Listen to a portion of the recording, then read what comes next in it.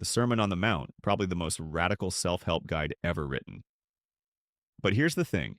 It completely contradicts everything modern culture tells us about success and happiness.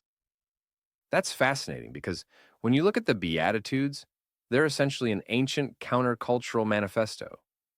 I mean, who tells people they're blessed when they're mourning?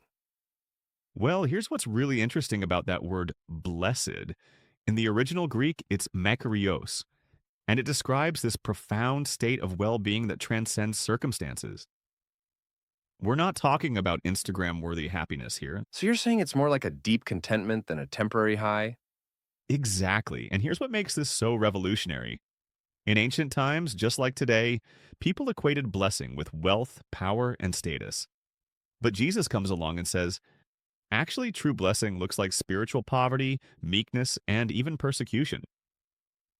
Hmm, that must have been pretty shocking to his original audience. How did they react to such unconventional teaching?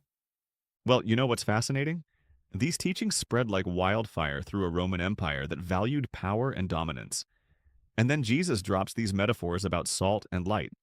Get this, salt in ancient times was so valuable it was used as currency. When he says you are the salt of the earth, he's basically saying his followers are meant to be society's preservative force. That puts a whole new spin on that metaphor. What happens when salt loses its saltiness, though? Oh man, that's where it gets really interesting. In that region, their salt could actually become contaminated with minerals and literally lose its effectiveness. The audience would have immediately understood. Once salt loses its distinctive quality, it becomes completely worthless. And I imagine the light metaphor was equally powerful in a world without electricity. Exactly! Picture this. A city on a hill in ancient times, its lights visible for miles around. You couldn't hide it if you tried.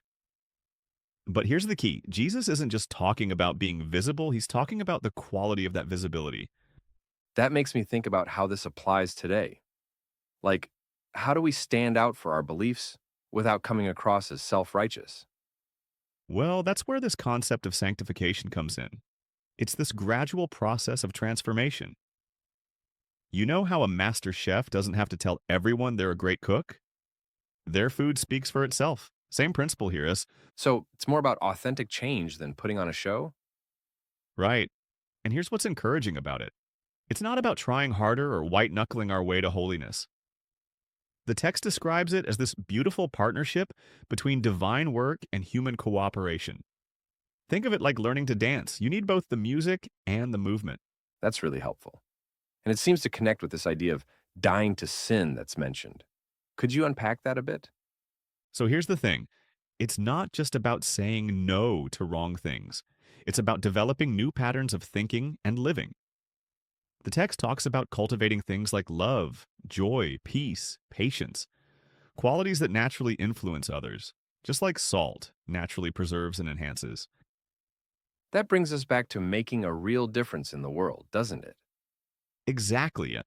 And in our current cultural moment, this message feels more relevant than ever. When someone shows mercy instead of seeking revenge, when they maintain integrity when it would be easier to cut corners, when they respond to hatred with love, that stands out. It preserves what's good and illuminates a better way. You know what's striking? How these teachings have endured for 2,000 years, while so many other philosophical systems have come and gone. Well, I think that's because they tap into something fundamentally true about human nature and flourishing. They offer this compelling vision of what life can be when it's aligned with its intended purpose. And perhaps most importantly, they show us both the destination and the path to get there. So it's really about progress rather than perfection? That's right. It's about gradual transformation and making a difference in our corner of the world. And you know what's most encouraging? It's about participating in something bigger than ourselves. This divine work of preserving what's good and bringing light to dark places. That's what makes these ancient teachings so remarkably relevant today.